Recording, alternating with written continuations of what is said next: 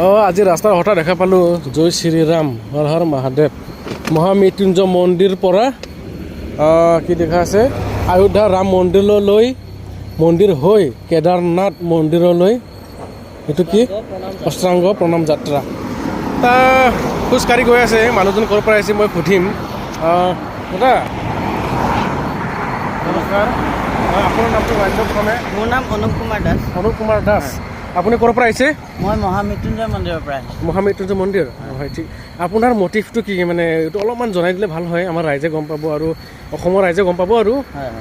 মই আপোনাৰ মহামৃত্যুঞ্জয় মন্দিৰৰ পৰা ৰাম মন্দিৰ হৈ কেদাৰনাথলৈকে যাম অষ্টাংগ প্ৰণাম যোগে ইয়াক হিন্দীত আপোনাৰ দণ্ডপত যাত্ৰা বুলি কয় আৰু মই বাঢ়ি অহা যিটো গ্ল'বেল ৱাৰ্মিং ক্লাইমেট চেঞ্জ মানে জলবায়ু পৰিৱৰ্তন হৈ আছে ক'ৰবাত বৰষুণ দিব লাগিলে বৰষুণ নিদিয়ে খেতি পথাৰ খৰাং পৰে হয়নে বা বিভিন্ন ধৰণৰ ভূমিস্খলন প্ৰাকৃতিক দুৰ্যোগ এনেকুৱা ধৰণৰ হৈ আহি আছে এইবিলাক কিয় হৈ আছে আমি প্ৰকৃতি ধৰি ৰাখিব পৰা নাই মানে গছ গছনি কাটি পাহাৰ নদ নদী ধ্বংস কৰি দিছোঁ সেইটো কাৰণে প্ৰকৃতি অলপমান ৰুষ্ট হৈছে যিটো মানে থাকিব লাগে সেইটো নাই সেয়ে আপোনাৰ বহুত গছ গছনিৰ প্ৰয়োজন আছে সেইটো কাৰণে মানে মই এই যাত্ৰাত গছ গছনি ৰুই গৈ আছোঁ আৰু মোৰ মানে এটা এম আছে সৰুকৈ সেইটো মানে গছৰ গুটি হওক বা গছ হওক মানুহক দি বা ৰুই প্ৰায় মানে 20 লাখ গছ পুলি ৰোৱাৰ মানে এটা পৰিকল্পনা আছে ঠিক আৰু আপুনি কেতিয়া ষ্টাৰ্ট কৰিছিলে যাত্ৰাটো 1 মে'ৰ পৰা 1 মে' আৰু বৰ্তমান আপোনাৰ কল্পনা কিমান দিন লাগিব 2.5 বছৰমান লাগিব কেদাৰনাথ গৈ আপুনি অষ্টাংগ প্ৰণাম কৰি গৈ আছে ন এবাৰ আপোনালোকে দেখাই দিব পাৰিবনে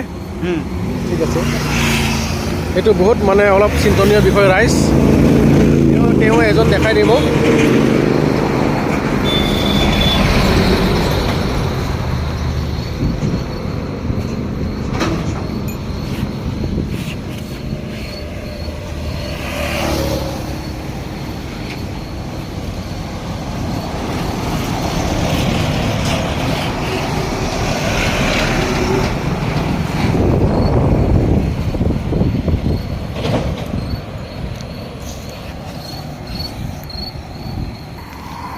আমি এতিয়া মানে আপোনাৰ মটিভটো জানি গম পালোঁ বহুত ভাল পদক্ষেপ লৈছে আপোনালোকে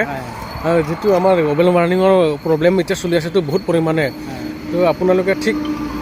পদক্ষেপ লৈছে আৰু মোৰ ফালৰ পৰা এটাই মেছেজ যাতে